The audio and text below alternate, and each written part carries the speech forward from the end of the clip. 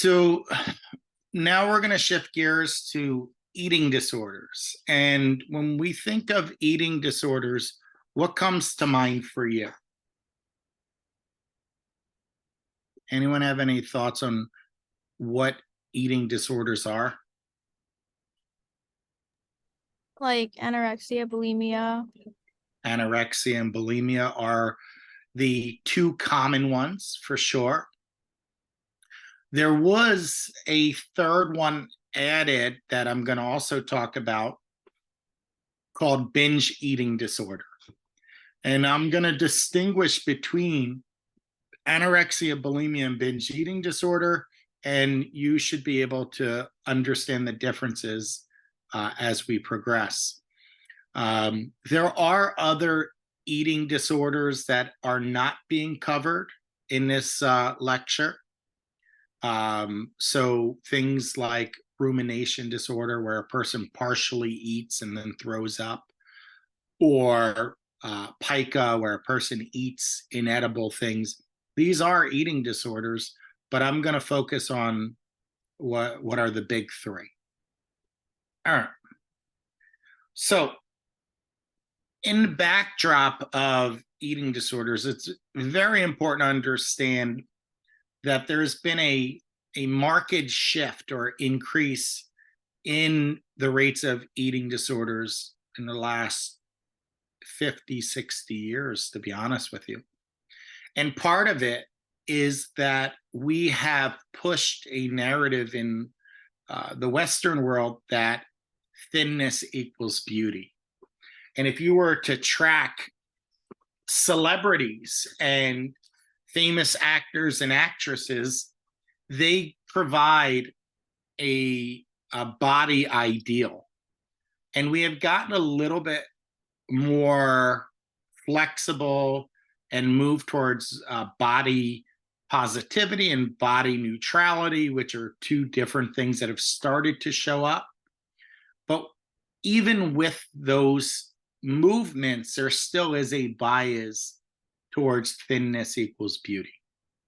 So it should not shock you that as a function of the implicit and sometimes explicit messages we're receiving, that the rates of eating disorders have been on the rise.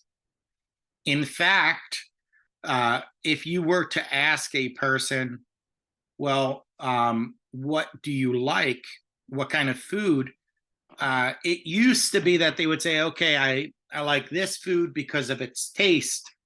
But now people care just as much about the nutritional value of the food as the actual taste, which is a big thing that's going on here, is that people are starting to become obsessed with nutritional value. We also have at the core of eating disorders a fear of weight gain, like a morbid fear of weight gain, and it alters one's behavior, right? So as your peers said, the two primary diagnoses, and when I ask you what comes to mind, these were the things that came out of your mouth, right? Anorexia and bulimia. That isn't to say they're the only two eating disorders, right? But they are the ones that get the most attention. If this were a childhood psychopathology class, we would be focusing on other eating disorders as well.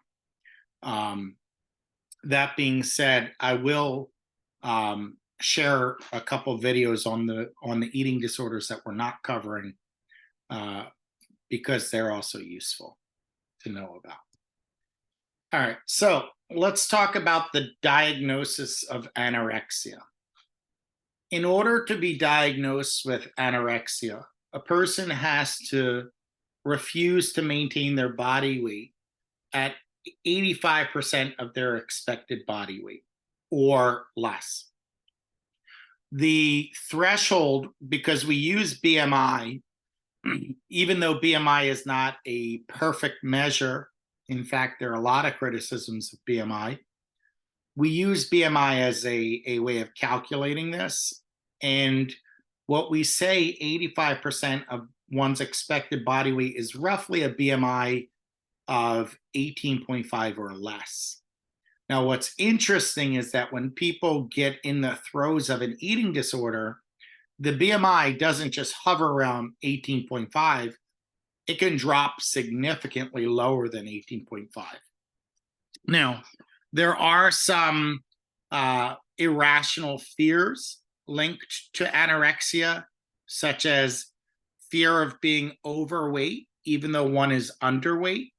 So that that is a concern. I see in the chat, which was a private message from someone who stated that they struggled with an eating disorder because they were afraid of gaining weight. So they basically forced themselves to throw up when they ate junk food. But ultimately, it resolved itself. So that's, I'm not going to say the name of the person, of course, but even in your class, it's nice that people are willing to share. So it is a struggle. Now, we will talk about what it means when a person forces himself to throw up and what that usually indicates. So there is a distorted view of one's body weight and shape, which is interesting because even when a person is objectively underweight, they see fat, right? And what's really interesting is that when looking at other people, they basically don't follow the same distorted view. So when they look at other people, they have a more objective standard, but when it comes to themselves, they're more critical. So the term orthorexia, it is in the framework of disorders. It's not in the DSM-5, but yes, it is considered an eating disorder. Another example, which is in the ICD, is obesity, right? We're not going to talk about obesity either, right? But so it is disordered eating. Would a person be diagnosed with it versus some other psychological disorder? Probably they would get one of the more traditional diagnoses if that were the case. So, but in some extreme cases of anorexia, we do see people lose their menstrual cycle, lose their period. And that's important because one of the elements of maintaining one's period is you need sufficient fat content, right? And you need to have, leptin and whatnot. So as a function of, forcing oneself to be thinner, it could alter the menstrual cycle. And for some, when you restore weight, the menstrual cycle comes back, but for others, it doesn't. And that is an important point to make because eating disorders are 10 times more common amongst females relative to males. So it is playing, it is gambling with the ability to have children potentially. So sometimes if you're in the camp that had an eating disorder and never restored your menstrual cycle, well, to have a child naturally, that's not going to happen anymore. So there are concerns about when people restrict their weight significantly. Now, when we talk about subtypes, there's a restricting subtype of anorexia, and then there is a binge eating and purging subtype. And when we say restricting, it's exactly what it sounds like, where a person is saying, this food is off limits. I can't eat that food because it's going to cause me to gain weight. And certain foods are going to be labeled as bad foods. And the person eventually starts expanding their list of the things they're not allowed to eat. and that's what causes them to lose weight. But is another type which people typically think of as bulimia, but is binge eating and purging subtype. So it's important to understand the difference between anorexia and bulimia. When we look at weight, people with anorexia, generally speaking, are significantly underweight. And the binging and the purging is designed to lose weight in the case of anorexia, where in the case of bulimia, it's designed to maintain weight. So there's a slight difference in the motivation of the binging and purging subtype. So I said to you, the epidemiology, it is heavily loaded towards females. It's roughly 10 times more common amongst females relative to males. And it does go back to the pressure we put on women in maintaining body type, right? So there is a term of endearment for males called dad bod. And dad bod is not viewed particularly negative. Whereas if a woman were to have a similar body shape, there would be more criticism. So there is unique pressures that women face, but that doesn't mean that males can't have anorexia or bulimia. Can you think of some males who might have higher rates of anorexia or bulimia? Where might you find males having higher rates of anorexia and or bulimia?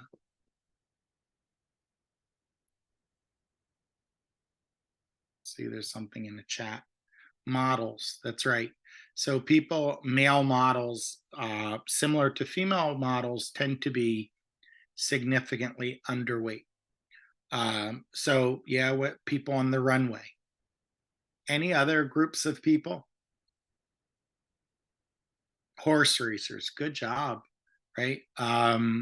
So a jockey or a horse racer, the lighter you are, the less resistance on the horse, the quicker the horse can go. It's a slight advantage, but an advantage nonetheless. Any other groups of people? Probably people who play sports. What kind of sports? Not every sport.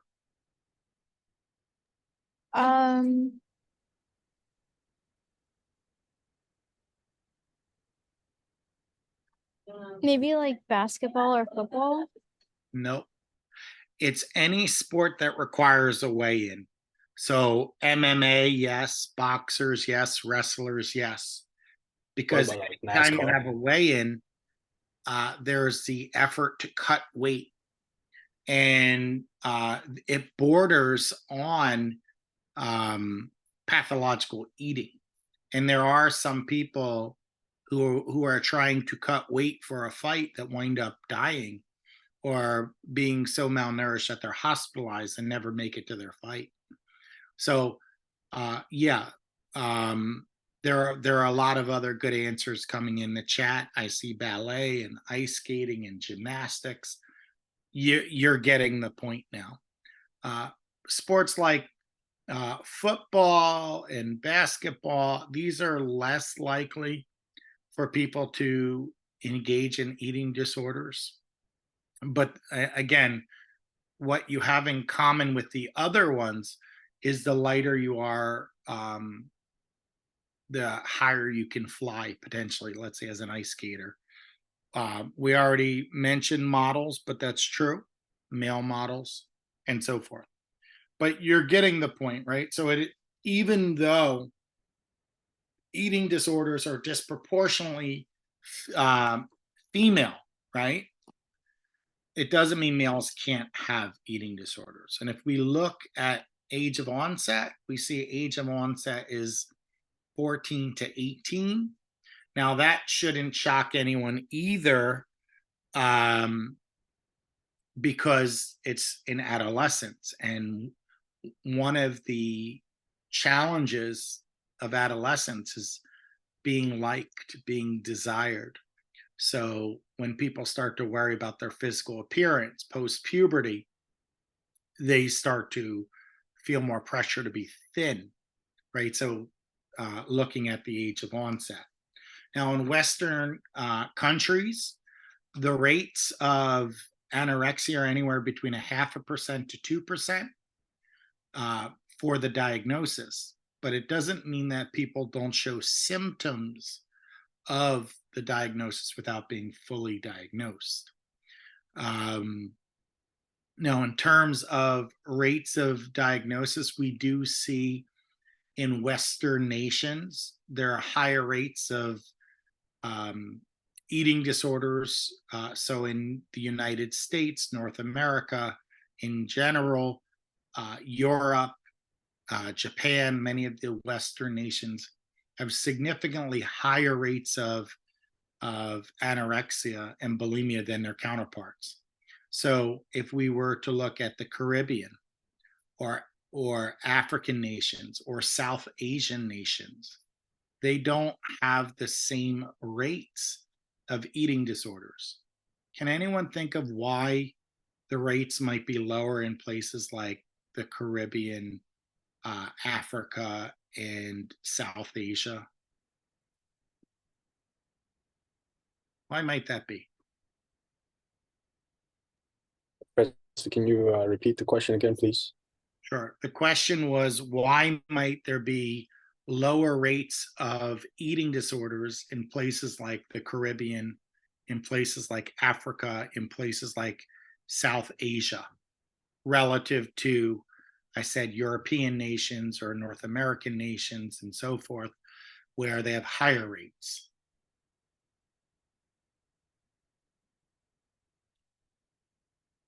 So Fan says different diets.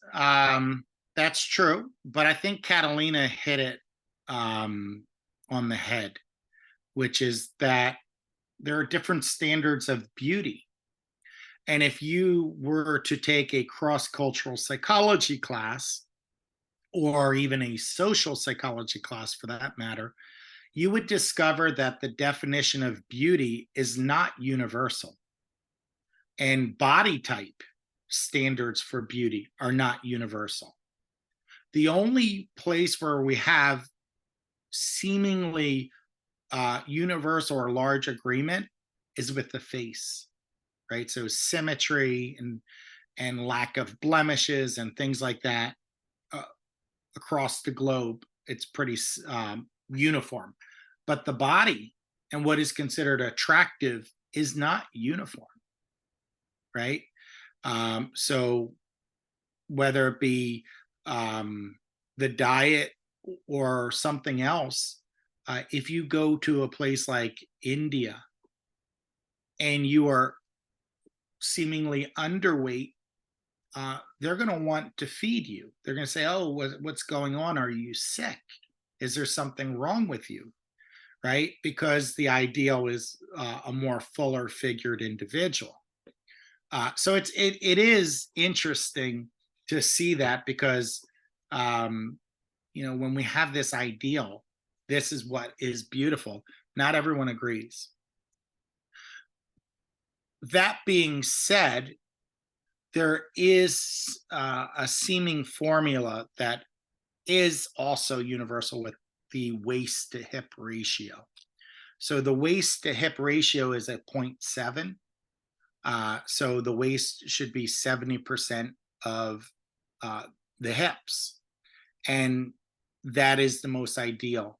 No matter whether it's a fuller figured individual or a more slender individual, it doesn't matter. The waist to hip ratio is there. That is something with the body. Now, can anyone think of why that 0.7 ratio between waist to hip would be of interest or would be desirable?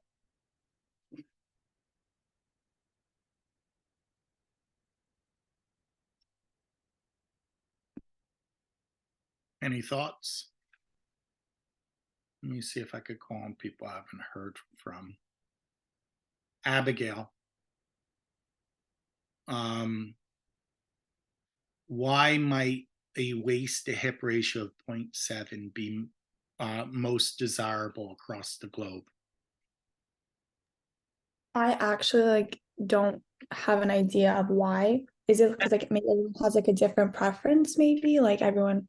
Well, it's not a different preference. It's actually the composite of the globe is 0.7 is the desired ratio. So we did talk about body type in general. Everyone has a different preference across the globe, but that ratio signifies something. So even if you don't know, I'm inviting you to guess.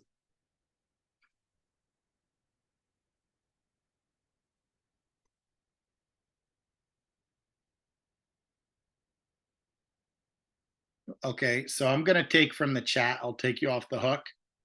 But it has to do with childbirth and health.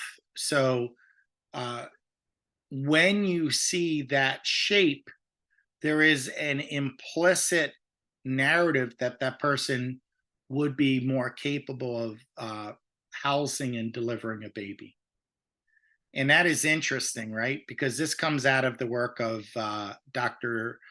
David Buss. He did a whole bunch of evolutionary work on attraction. So that ratio signifies health and the capacity to give birth. So isn't that wild that we still have some of these implicit biases related to childbirth? Right? We're wired for thousands of years to look for certain things. So, all right. So I addressed some of the cross-cultural things. I thought that was cool to see why there is a difference in anorexia across the globe. We also see that African American communities tend to have lower rates of anorexia and bulimia than their counterparts. So why might African Americans have lower rates of anorexia than their counterparts?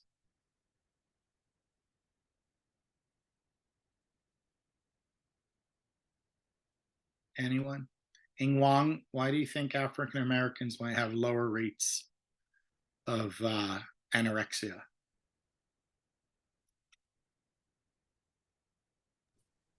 I'm not too sure, Professor. Aaron, what do you think? Do they have a different? I don't know why. Just guess. It's okay to guess. The worst case scenario is he'll be wrong.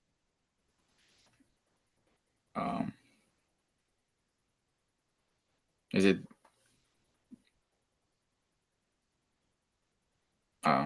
Maybe they have the same diets as us, so it's not that they're eating different. Maybe their body processes it different.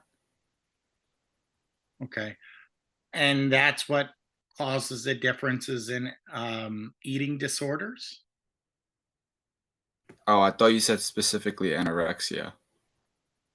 Yeah. Anorexia is an eating disorder where a person I don't know. painfully thin. Evan? Is it because their standard of beauty is more towards a heavier side, so there's less pressure on them? Yes, 100%. If you were to look at even, well, let's take pop culture. So Taylor Swift, right? She's getting a lot of attention right now as a symbol of beauty as a musician. And if you were to compare a musician like Taylor Swift versus Beyonce and compare body type as a symbol of beauty, you start to see some differences, don't you? And one of the protective factors for African Americans against eating disorders, particularly anorexia and bulimia, is that the standard of beauty is different. What is considered attractive is different. So having a more shapely individual appears more desirable. And that is, absolutely fascinating as well. Doesn't that also cause depression? Can you clarify your question? I don't know what that is. I meant, Professor, that if women look at singers and stuff like that and have standards for beauty, they're gonna start having depression episodes where like they feel they're not fitting in the community or something like that. So your question is it possible for a person to feel depressed if they're not meeting the community's body ideals? Absolutely. Yes. 100%. That is true. So, and yeah, and beyond adds another layer that there is this pressure from society to conform. So you're going to have, even if it's not major depressive disorder, which can occur, you're going to have body dissatisfaction.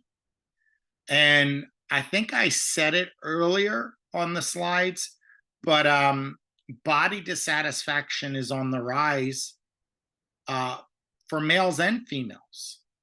When you think about it, the implicit message or the pressure from society, as Beyond would say, for women is to be thinner. Whereas for men, the pressure is to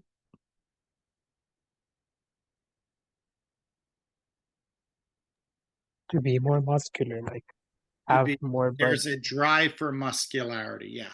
So when we talk about women, there's a drive for thinness or that pressure for thinness. And for men, there's a drive for muscularity or pressure to be more muscular. And similar to the cases of anorexia and bulimia, that drive for muscularity comes from the media too. If you were to look at figurines like G.I. Joe and the transformation of G.I. Joe, G.I. Joe went from a average looking individual to looking like he's on steroids, the toy. So clearly the messaging, even at a young age, is being ripped or shredded is desirable. Now, would it shock you that that increases the risk of steroid use or abuse amongst males relative to females? I doubt that shocks you one bit, right? Because that's going to give an advantage for becoming more muscular or becoming more of the ideal body type. All right, so we talked about some of the epidemiology. Let's talk about the common case. If you were to say, well, you have someone come into your office, what does it usually look like? Well, one of the first things we see or trends we see is that the person oftentimes started with either being slightly overweight or being told that they were overweight. And that person starts to diet and they start to lose weight and they start to feel good about the fact that they lose weight. And then they start to get verbal praise from other people. Oh, you're so skinny. Oh, look how you're doing. Oh, I can't believe how great you're doing. So the person continues that process and they continue to lose more and more weight. And they never get to, I don't want to say never, but they don't stop when they hit a normal weight. They push to be thinner and thinner and thinner. So that is an issue, right? So one thing is someone who could have been overweight or told they were overweight, they start a diet and the diet has initial positive results, and then they keep pushing further and further. Now, stress is another one of those triggers for all mental illness, but a stressful event like parents getting divorced or separated could induce anorexia. Life transition feeling like one is moving out of the house and starting their life or going away for college. These pressures could be anxiety provoking, and a person may try and control their eating as a way of dealing with the anxiety. And rejection or personal failure could also do it. Now, obviously, these are 3 examples of stressful events, but there are a lot more. When we think about treatment, the vast majority of people who are struggling with anorexia, they do recover, but not everyone. We see that anywhere between 2 to 6% of people with anorexia will wind up dead as a function of health complications or suicide. And that's important to note, because relatively speaking, that's high. That's a high number, right? So we have to be very careful with treating anorexia. Okay, so if we were to think of the clinical picture, what is the basic motivation, right?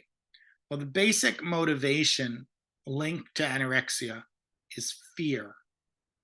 Now, fear could be fear of gaining weight, right, or becoming obese, and it doesn't have to be true, right? I'm working with a person who's a senior in high school now, and she's struggling with anorexia. And one of the issues is she's afraid of becoming obese. But then we did the math, and I showed her where her BMI is, and then I demonstrated she could gain 20 pounds, actually 23 pounds to be specific, and still be BMI of 25 or under, which is still in the realm of normal. So the idea that she was afraid of becoming obese, it's not evidence-based. She's so far away from that, but that fear will result in restricting her eating and, if necessary, purging. Now, another fear could be giving in to the desire to eat. When a person feels powerless or they have little control in their life, they will anchor in on the things that they can control. So a person with anorexia might say, I can't control my parents fighting, but I can control how much I eat. So I don't want to give in to the desire to eat. A third belief is, even if the person isn't going to be obese, they may be fearful of losing their body shape. And one of the techniques I did with the client I'm working with now is they have these apps where you can put in, certain dimensions of who you are, gender, height, weight, and it will project onto a computer screen what your body image is. And then what I did was I said, well, if you were to gain 5 pounds, what would it look like? And then if you were to gain 10 pounds, and what the person realized was that the computer generated body shape did not change very much, even with 10 pounds being gained. So the idea that one is going to lose one's body shape also can be pushed back. So if you have a person who's severely underweight, you're going to need to use some novel techniques like this to try and push back. It doesn't mean that at a certain point they couldn't lose their body shape, right? If you gain 40 pounds, yeah, you're going to look different. But with that 10-pound increase, which would have put her back in normal range, it didn't change her body type at all. So I see something else in chat. It says, when I was a kid, I gained a lot of weight due to a medical condition. I was on cortisol for years, so I wanted to lose weight. Then I heard good feedback, and I tried to lose more and more weight. And then I started to gain it back. What else is there in the chat? All right. After that, I started to love myself a little more. And yeah, I developed another condition, which is binge eating when I face stress. So we'll talk about binge eating disorder. So this, when we talk about this narrative of eating disorders, this is real. Again, you know, I want to maintain the anonymity of the person who sent the message. So what I'm talking about is someone's life. This is how some people feel, right? This is how they experience life. So that fear of loss of body shape, or, you know, becoming obese, it's a real thing. Now, we talked about one of the subtypes of anorexia was the restrictive subtype.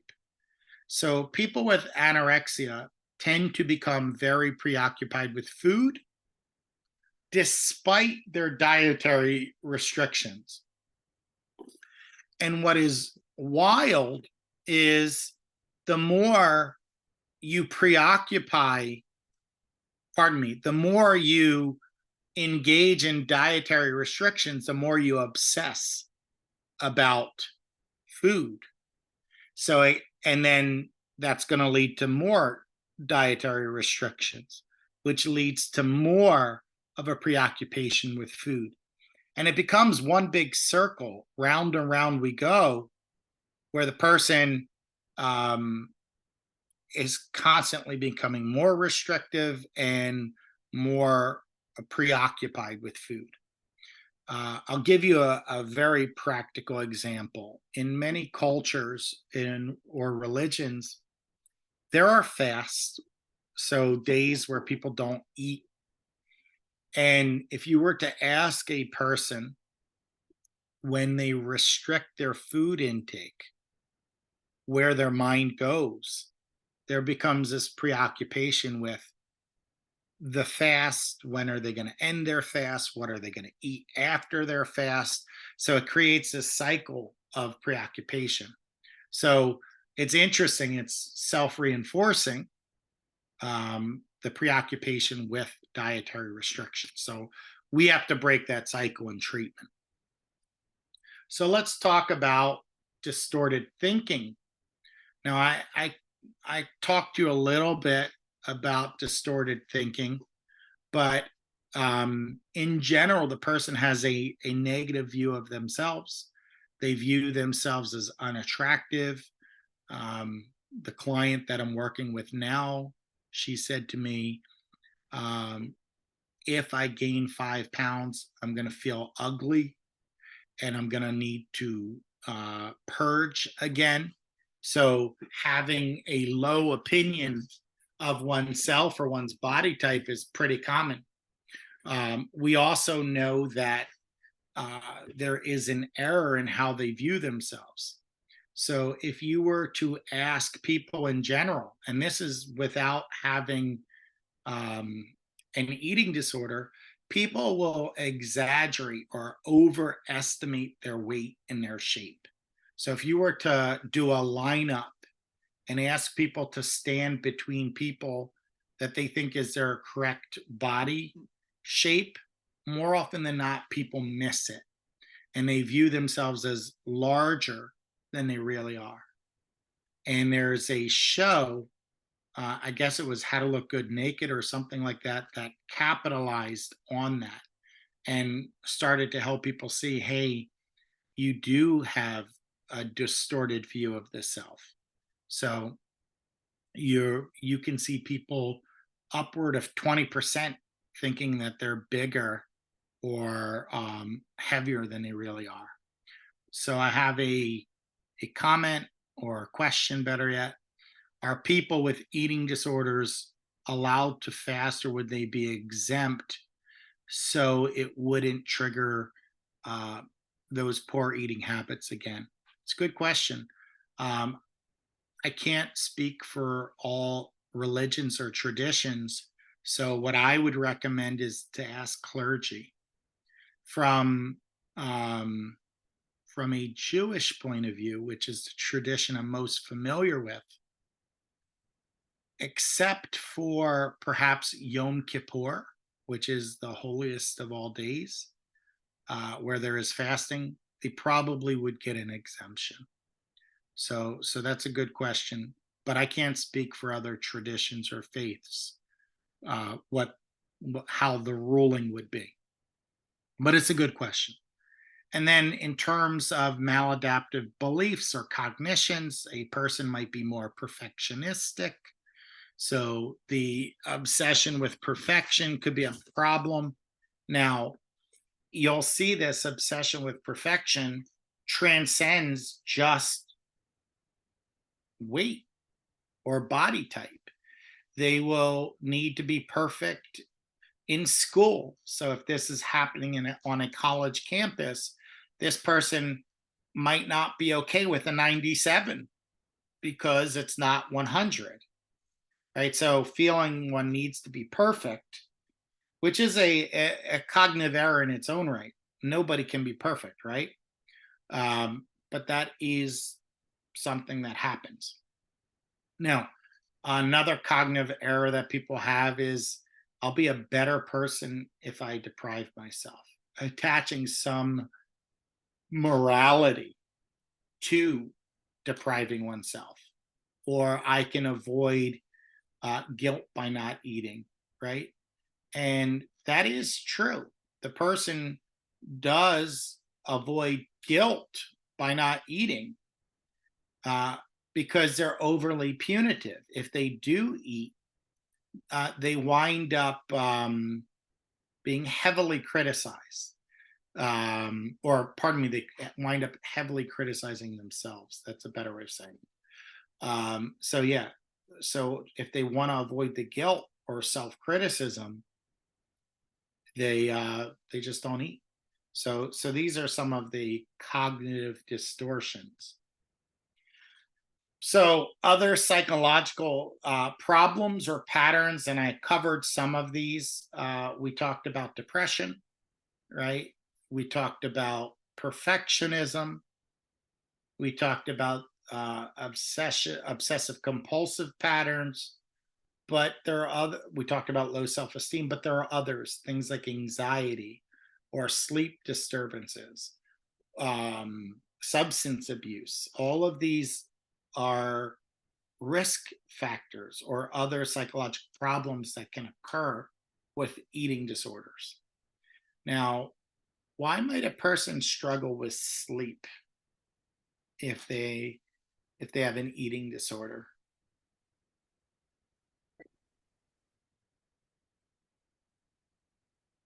Anyone have a thought as to why? Like, a lot of these make sense, but what about sleep disturbances? Chastity.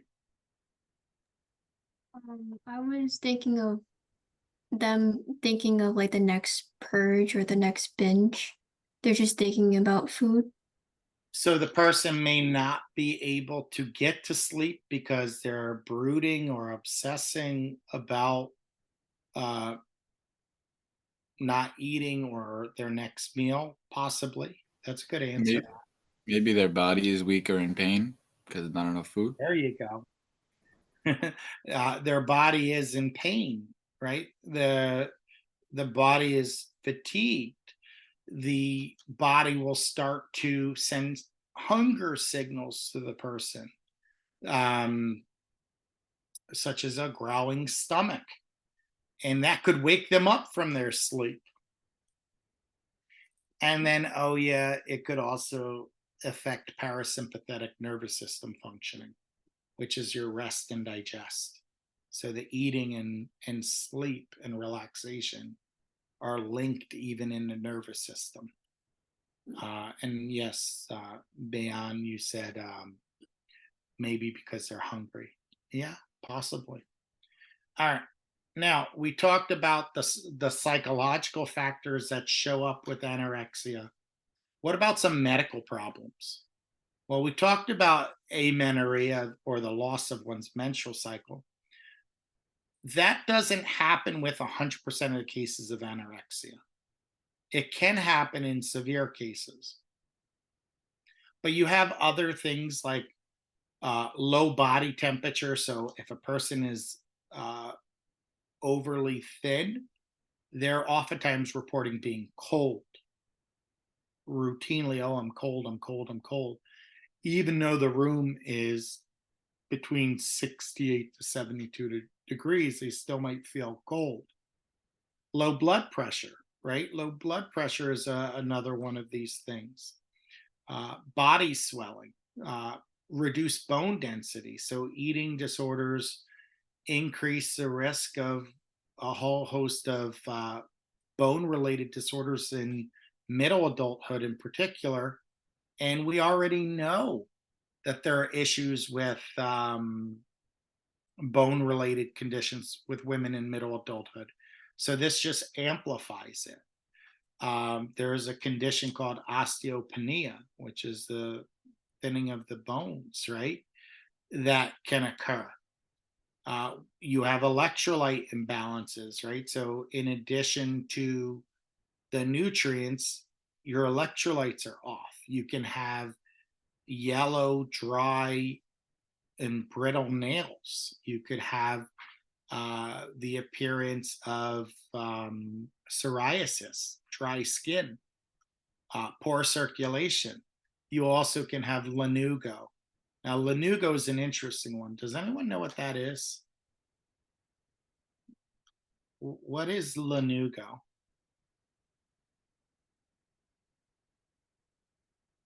Babies usually have it, but it starts to occur with anorexia. Have you ever seen babies that have those like very thin, fine blonde hairs on their skin? So if you have anorexia, it's possible to develop like hair on the arms that are very thin and blonde. So you start to see very thin blonde hairs on the person. So we talked about this cycle, right? And in terms of what we covered so far, we didn't cover this whole circle though. We linked the starvation, or what I'll call restricting one's food intake, with the preoccupation with food, right?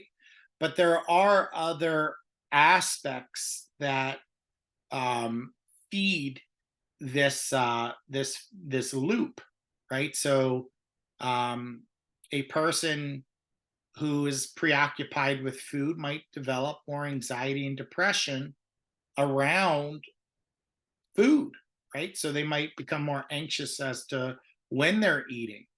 They might become depressed because they're not perfect, right? So there's these other psychological effects.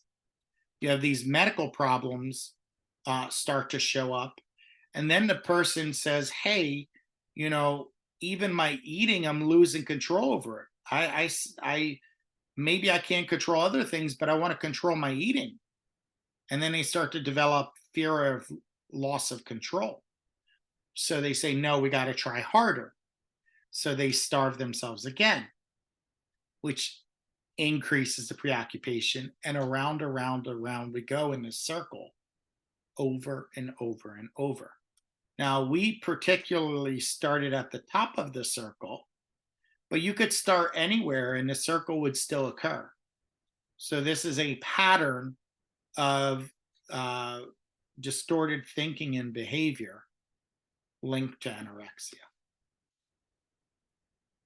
So that's anorexia. Let's talk about the diagnosis and a common picture for bulimia. When we talk about bulimia, this is the prototypical binge purge condition. Now, what is a binge? A binge is when a person eats an excessive amount of food in a short period of time. Now, if we were to give a number or a mathematical value to a binge, typically we say if a person eats more than 1,500 calories in a single sitting, they perhaps binged.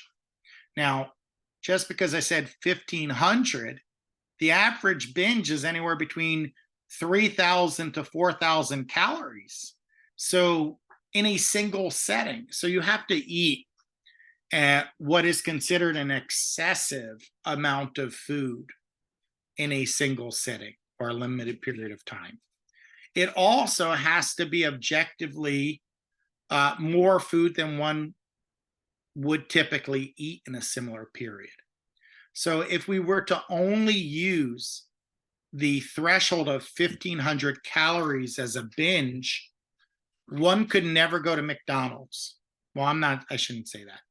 Your typical meal at McDonald's with burger, fry, and Coke would exceed 1,500 calories, or could exceed, depending on the size.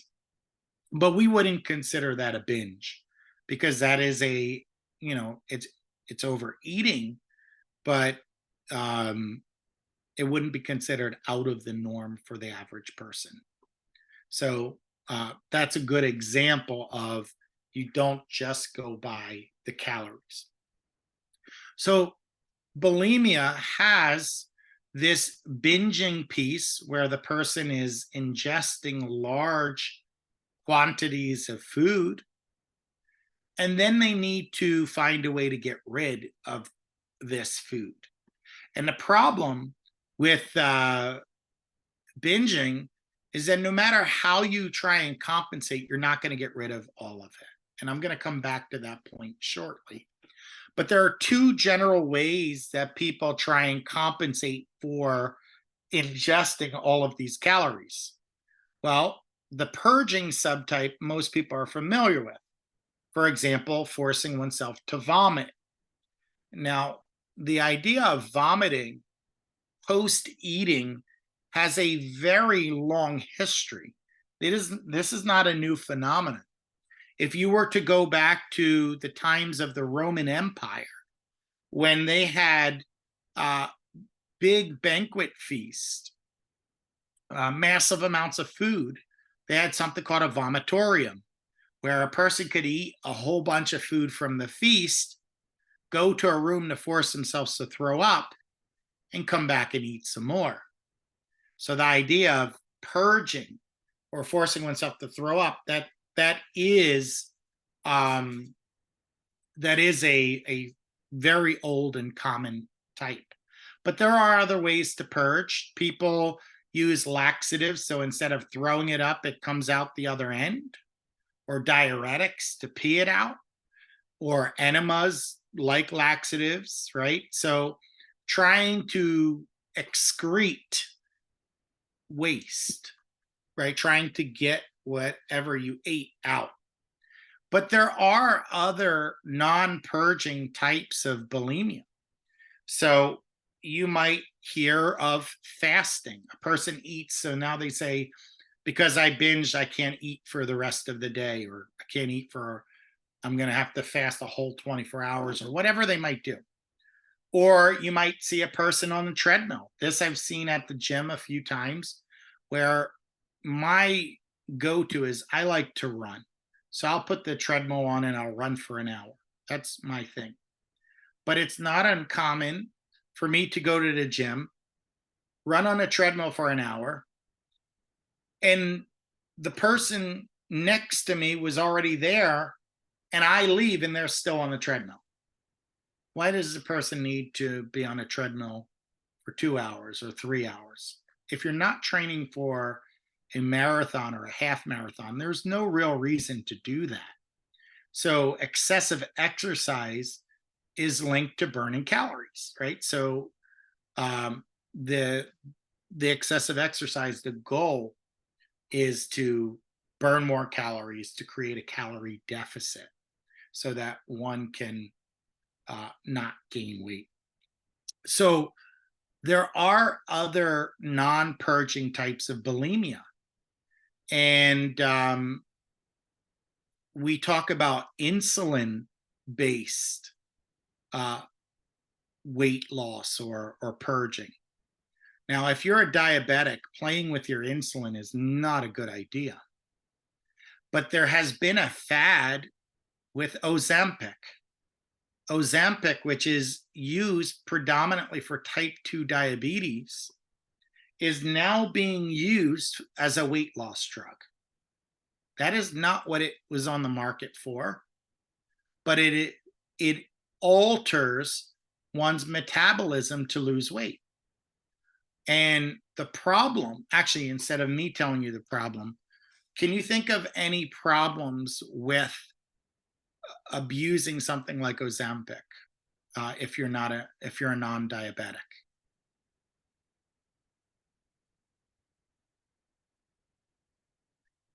Let's see in the chat. The side effects. Can you be more specific what side effects might show up?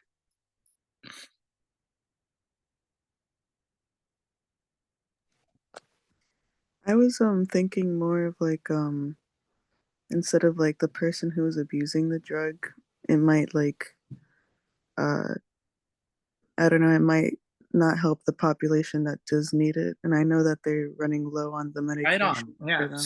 So from a macro level, social issues, there is a shortage of Ozempic, which means the people who actually need the drug are needing to be shifted to another injectable because there are people using it exclusively as a weight loss drug.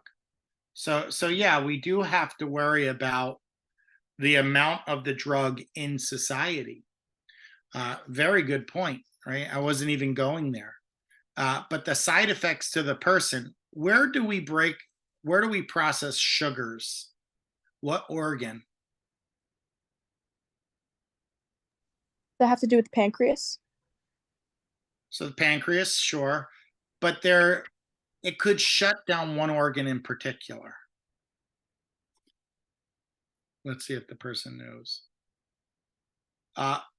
No, it's actually the kidneys. The kidneys are you see people with diabetes oftentimes winding up in kidney failure and on dialysis.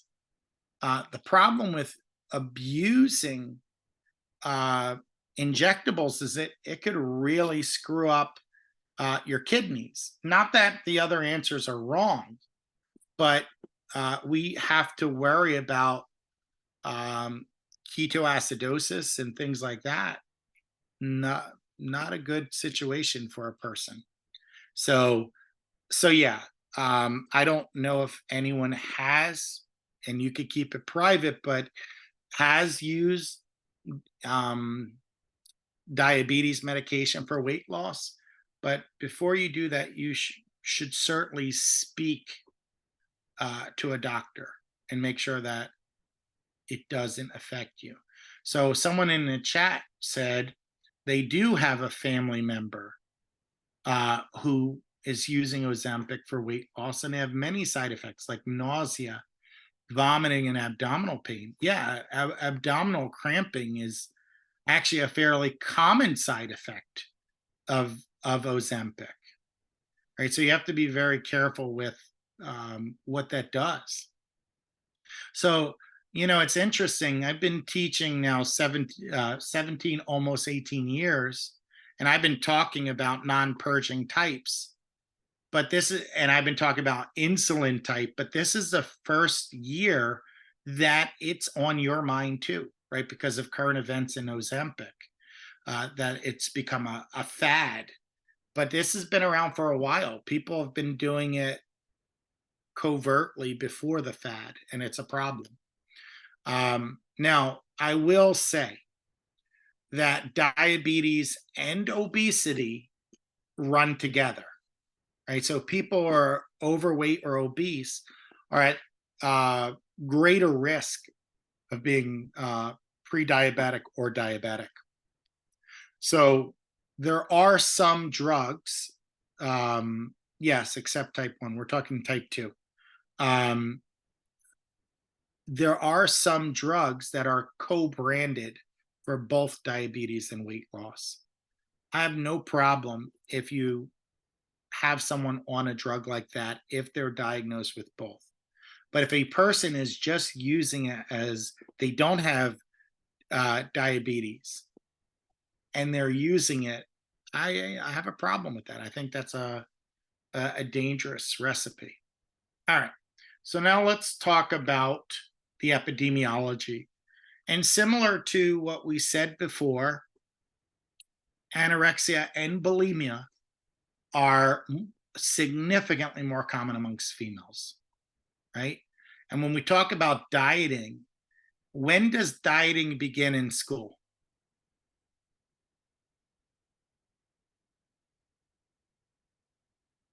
Most people would guess middle school or high school. But what we're finding is that young girls in particular are already dieting in elementary school, which is clearly there's this body dissatisfaction that's occurring earlier and earlier. Now, that being said, the peak age of onset is 15 to 21. So if we were comparing anorexia and bulimia, you would see that bulimia has a later age of onset. We also can see the rates of bulimia are higher. We said that with anorexia, it's roughly 0.5% to 2%. So if you want to go down the middle, it's roughly 1%. With bulimia, it's 1 to 3%. So if I were to ask you which eating disorder is more common, anorexia or bulimia, it's actually bulimia. Now, we also see the symptoms can wax and wane. So the symptoms can be severe, disappear for a while, and then resurface, right? So they can reemerge. So you have to be very careful that one doesn't fall back with bulimia. So in terms of weight, we said that a person with anorexia has weight that's less than 85% the typical body weight. When it comes to bulimia, the patient is normal weight or slightly overweight, right? So we tend to see, and this is one of the distinctions, we tend to see our patients tend to be within normal weight ranges. Now, what about binge eating disorder? Now, forgive the typo, it was added to the DSM-5. Binge eating disorder is where the person has the binges, but no compensatory behaviors. So in the DSM-5, binge eating disorder was indeed added. So if we were to look at binging and purging tendencies, 1 out of 2 college students reports periodic binging or overeating, right? When it comes to purging, we see that 1 out of 16 kids have tried vomiting, and 1 out of 12 kids have tried laxatives. So the purging that's linked to the binging, vomiting, even though it's the most familiar for you, believe it or not, laxatives are tried more frequently. Now, there is a biopic on Princess Diana, and Princess Diana had bulimia, right? And she struggled her life, but for her, it was vomiting. Now, the binges. When it comes to bulimia, if I were to ask you how many binges would you see if a friend had bulimia, the answer is none. The binges are oftentimes occurring in secret. So they'll eat massive amounts of food very quickly. oftentimes sweet or soft texture food, but you may not know. They might have a secret stash under the bed or hidden throughout the house for when they want to binge. Now, when it comes to number of binges per week, it can range anywhere between 2 to 40 with an average of 10 per week. Now, if it's average 10 per week, that means there's roughly 1.5 binges per day, right? So when you think about that, that's pretty significant. So in addition to what you normally eat, you're going to be eating 1,500, 2,250 a day in terms of calories, right? So now I said the threshold for a binge is 1,500 calories, but more often than not, binges can be 3,000, 4,000 calories. Now, let's see in the chat. Okay. It's an affirmation. They agreed. All right. So, what triggers a binge? A person may feel stressed. A person may feel powerless. And then all of a sudden, the desire or the craving to binge will come in. And almost like OCD, we talked about these obsessive thoughts, intrusive thoughts that come in, and it's hard to get them out. Once that thought pops in the head, the person feels stress, that they feel they have to binge. And then after they binge, which many people enjoy the binge, they feel bloated. They might feel disgusting. They might feel guilt.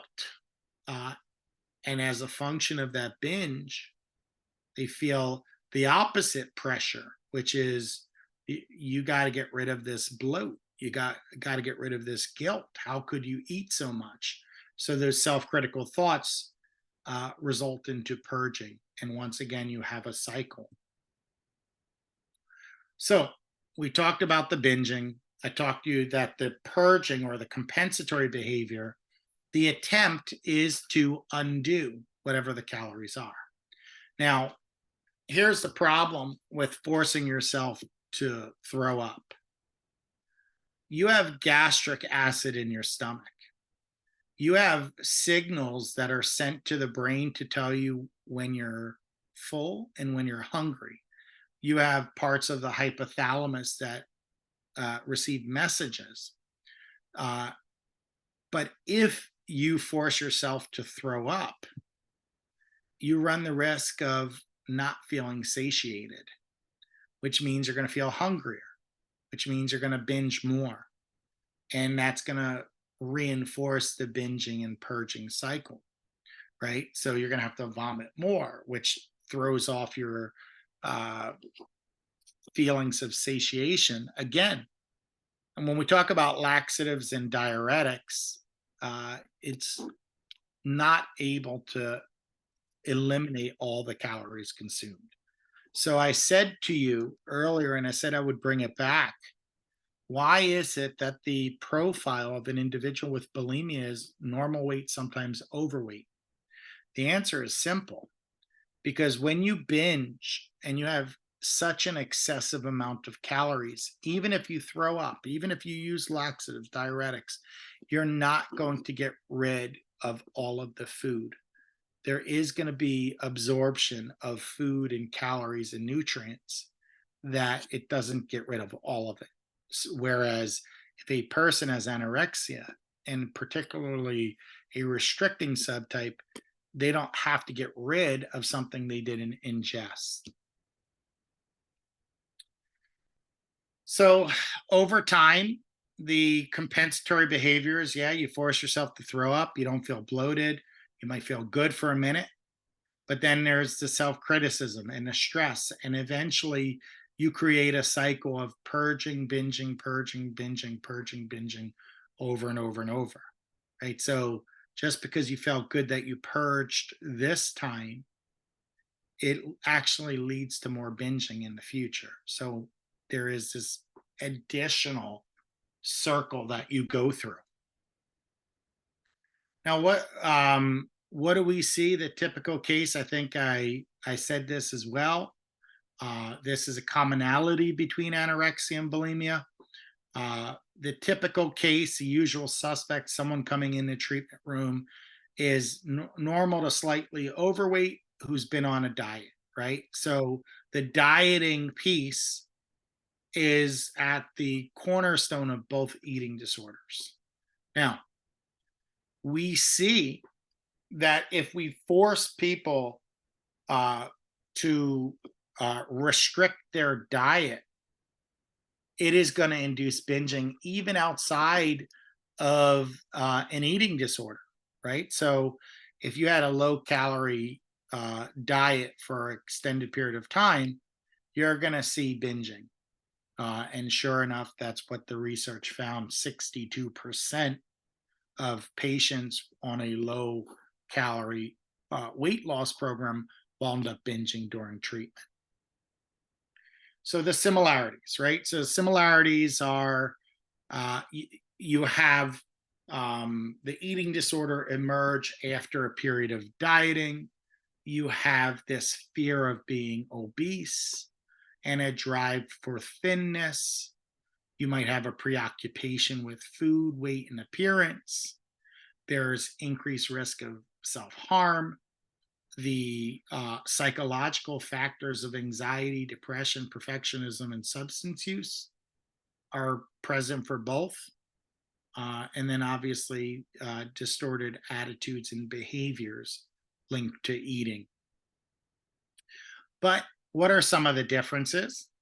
When we talk about the differences, we see people with bulimia tend to be it's more socially oriented, meaning the goal is to please other people, whereas in anorexia, the goal is more to please oneself.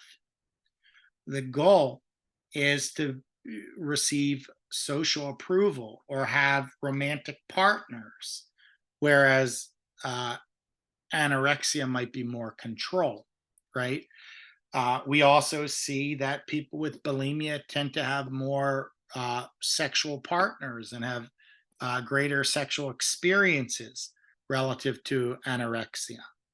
We tend to see the obsessive qualities that drive anorexia, or particularly restricting subtype of anorexia, is greater than with bulimia, right? So the OCD-like symptoms, greater with anorexia. We also see people with bulimia have other psychological disorders. So they struggle with mood swings and coping at greater rates. So in terms of social relationships, we tend to see that people with bulimia struggle maintaining friendships and have greater rates of diagnosis of a personality disorder. So bulimia looks different in terms of the psychological profile. Now, the medical complications are also different, right? So when we talk about the loss of one's period with eating disorders, bulimia is less likely to cause a loss of one's period. So it's roughly 50% versus almost all women with anorexia. Now, after one restores their weight, the menstrual cycle usually comes back after about 3 months. With bulimia, there are different bodily damage caused with purging. So if you were to think of some of the problems linked to vomiting, well, you're going to have gastrointestinal issues, right? You're going to have stomach ulcers. You're going to have teeth rotting because of the acid from throwing up. You're going to have throat problems. Whereas if you're doing laxatives, you're going to have large and small intestine problems and colon problems and perhaps fecal incontinence, right? You can have with bulimia. So depending on how the person is addressing the purging, you're going to have different medical conditions. Adriana. I heard that some people also lose their sense of taste for some time afterwards. Particularly with vomiting, yes. So you'll start to see it's pretty interesting depending on how one compensates. It affects the body differently. Now, I'm actually going to stop here because this is a logical stopping point. So let me stop the share and stop the recording. And then I'll take attendance one more time. Okay.